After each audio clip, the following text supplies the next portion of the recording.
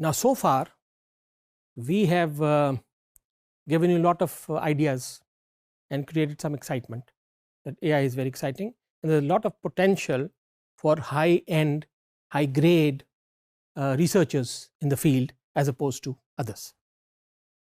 But we haven't actually defined what is AI itself. And as a precursor to this, I mentioned that several people have been looking at intelligence and then correspondingly artificial intelligence, and each of them have given their own perspective to things. And therefore, you'll find a number of definitions across the board if you look at literature or books or in the market as well. And each one likes to use his or her own perspective. Fair enough. But at least we need to know how they compare and contrast with each other. In the figure, if you look, we've created a table. In the table, we have given 8 separate definitions. And the definitions on the top, in the first row, are concerned with the thought process, as well as reasoning and behavior. Okay, these definitions address that, and we'll come to that. The definitions in the first column or the left column, they are concerned, they measure success in terms of how close the performance is to a human performance, whereas the ones on the right measure against an ideal performance, what we typically call as rationality. So as you can see now, by comparison, human performance versus rational performance. And what they're trying to imply is that not all human beings are always rational. And of course, implying that the best performance is a rational performance. But this, once again, may not always hold true. So system is rational if it does the right thing, given what it knows. It does the right thing, given what it knows. Another thing is, what is the right thing? And once again, because we're dealing with human beings, we're dealing with real life, putting a stamp on something that is right is not always possible. You may have a number of several options in front of you, all may seem correct in their own way, and each one supported by a particular school of thought, but not sure which one to use. Anyway, so I'll just read one or two just to give you an idea. Somebody says that the exciting new effort to make computers think, machines with minds, in the full and literal sense. This is what artificial intelligence is all about. Now, if you look at it, it says exciting effort, fair enough, to make computers think, right? And machines with minds in the full literal sense. And somebody can argue, what do you mean by full literal sense? And there can be various views to that. But of course, as I said, this relates to the thought process of people. Activities, the second one says activities that we associate with human thinking. Activities such as decision making, problem solving, learning. A very old definition, but has its own pros and cons. Looking at the right, thinking rationally. So on the left it says thinking like humans, on the right thinking rationally, and I've given you a slight difference, comparing between these two. So AI is the study of mental faculties using computational models. Okay, how to model and then compute them through computers. And then a study of computations that make it possible to perceive, reason, and act. Okay, another big definition, about 30 years old.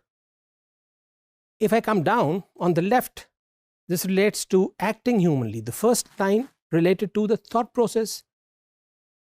The second line is acting humanly, the act of creating machines that perform functions that require intelligence when performed by people. The study of how to make computers do things at which, at the moment, people are better. Now, if you ask me, I really like this one.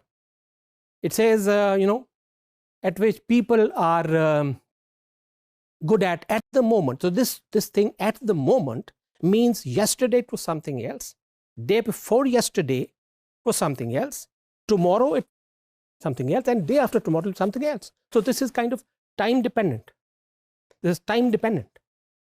And this really means as much machines catch up with the quality of work that humans do, you move the definition. And according to some people, definition of AI is a moving goalpost. And with the passage of time, it's going to keep on moving forwards, and you're trying to keep kind of catching up. And then, of course, acting rationally. AI is concerned with intelligence behavior in artifacts. One of the most important ideas in acting humanly is what we call as a Turing test, created in the 1950s by somebody called Alan Turing. And he designed a test by which a human being asks some questions to a machine, plain simple English, and then get responses in return. The person who's asking questions to this particular machine, if he's unable to distinguish whether the responses coming back from that machine are from a real human being or a machine which is behaving like a human being, if he cannot distinguish, then we can say that this machine, is artificially intelligent. So many years ago, half a century ago, somebody created a very high-level definition of what it requires to be known as intelligent, artificially intelligent. And then this was the first operationally definition which could relate to actual items, what we need to do. Now, there have been people who say, all right, let's look at the behavior of a machine that we say is intelligent. However, Alan Turing, the Turing test, identified 4, 5, 6 different avenues, vistas of research which could contribute to this kind of behavior.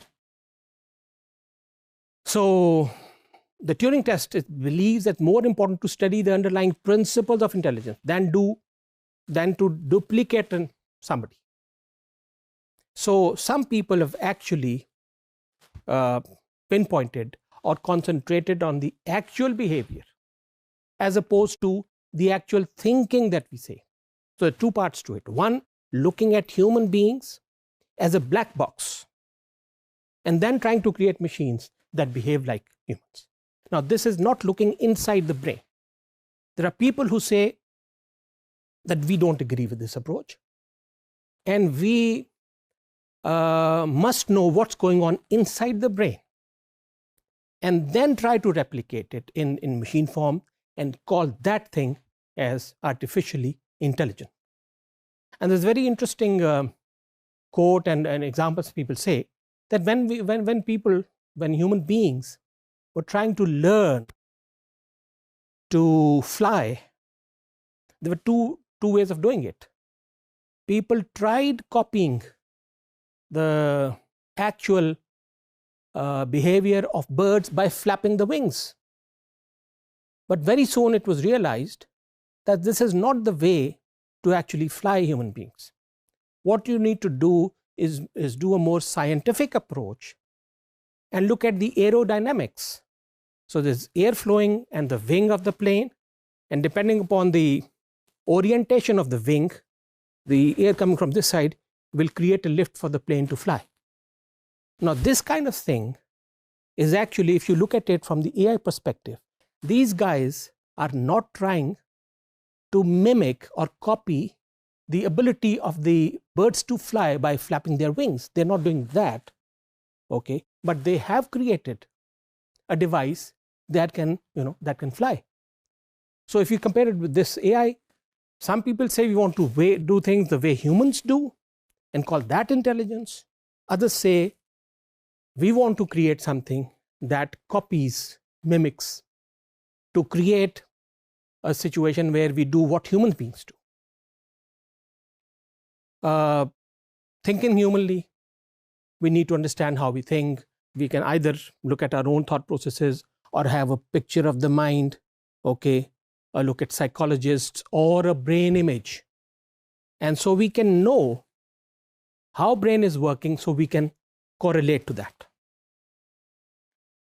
People have worked on various things. General problem solver was one, which is trying to create intelligent machines all across the board, but that really didn't work. Thinking rationally. This was based on Socrates' ideas, Aristotle and Socrates. And they said that we create a rule or law called a syllogism, that if A is a man, all men are mortal, therefore A is mortal. There was this sort of approach to reasoning as well. This is trying to think rationally. And they were thought to be, driving the way human beings work and think.